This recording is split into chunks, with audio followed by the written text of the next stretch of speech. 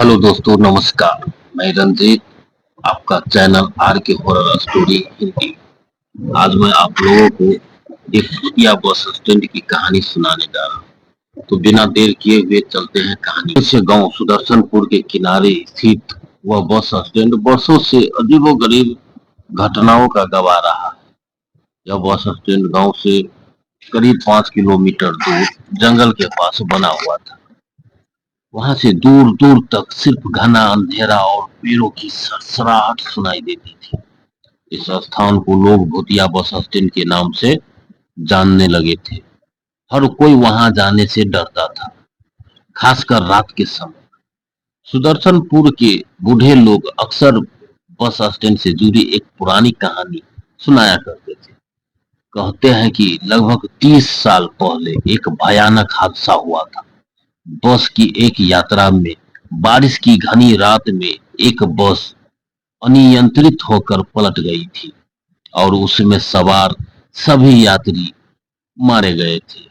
उस दिन के बाद से ही लोग वहां अजीबो गरीबो घटनाओं का सामना करने लगे थे। रात के समय उस रात के समय उस बस स्टैंड पर इंतजार कर रहे लोगों ने बस की आवाजें, चीख पुकार और हवा में किसी के चलने की आहट सुनी थी। कुछ लोगों ने बताया कि उन्होंने एक धुंधली आकृति देखी थी जो तरह दिखती यात्रियों की तरह दिखती दिखती थी। गांव के लड़कों ने इसे महज एक अफवाह समझा और एक दिन अपने दोस्तों के साथ रात को उस बस स्टैंड पर जाने का निश्चय किया। उनमें से एक लड़का अमित इस बात को लेकर बेहद उत्साहित था। वह डर को झूठ और कल्पना मानता था। रात के 11 बज चुके थे। चारों तरफ घना अंधेरा और सन्नाटा छाया हुआ था। अमित और उसके दोस्त हिम्मत जुटाकर बस स्टैंड पहुंचे।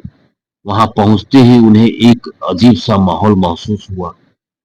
ठंडी हवा अचानक चलने लगी और आसपास के पेड़ों हिलने लगे।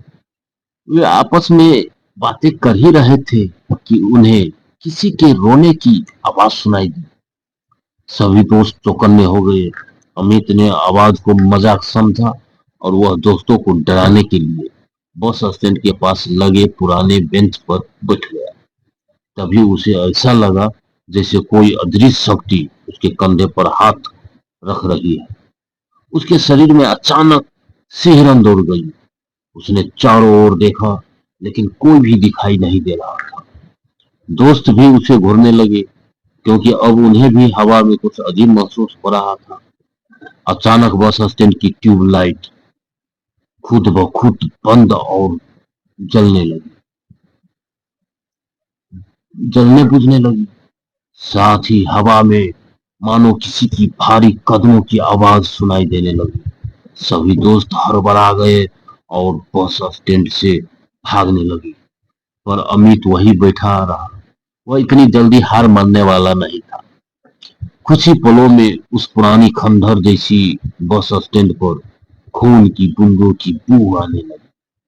अमित ने देखा कि उसके सामने अचानक से धुंधलापन छा गया और एक बस धीरे धीरे उसकी ओर आती दिखी। बस के अंदर का दृश्य देखकर अमित का दिल दहल गया। डर के मारे पानी पानी हो गया।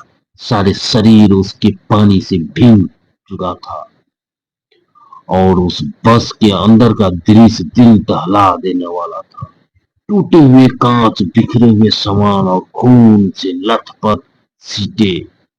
बस के अंदर सवार यात्रियों के चेहरे बिना आंखों के थे और उसके शरीर के हिस्से में घाव से छलनी पूरे शरीर घाव घाव से भरा था।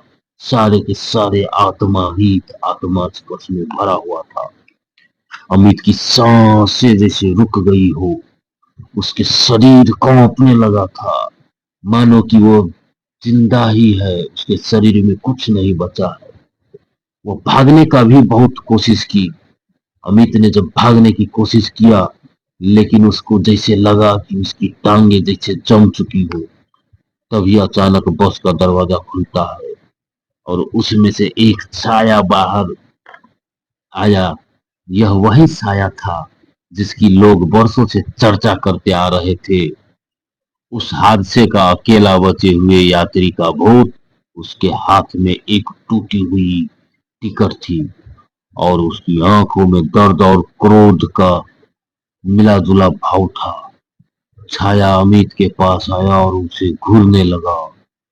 उसके होठों से एक धीमी आवाज निकली, तुम भी मरोगे हमारी तरह। यह सुनते ही अमित जोर जोर से रोने लगे और चीखने लगा और वहीं गिर पड़ा और बेहोश होकर पड़ा रहा। जब सुबह हुई, गांव वालों ने अमित को बस स्टैंड के पास बेहोश पाया। उसके दोस्तों ने बताया कि वे भागकर वहां वहां से भाग गया अमित को छोड़कर।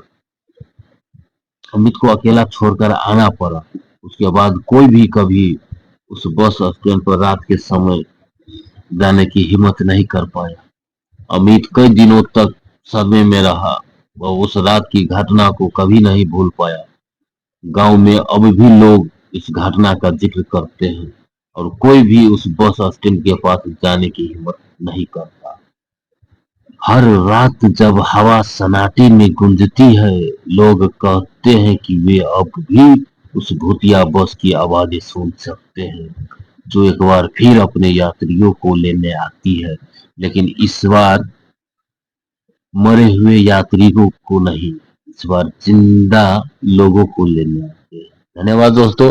अगर ये वीडियो आप लोगों को अच्छा लगा हो और ये कहानी सुनने में आप लोगों को अच्छा लगा हो तो लाइक शेयर कमेंट जरूर कीजिएगा और ये चैनल पे नोटिफिकेशन पाने के लिए सब्सक्राइब जरूर कीजिएगा। तो धन्यवाद दोस्तों, चलते हैं, फिर मिलेंगे अगले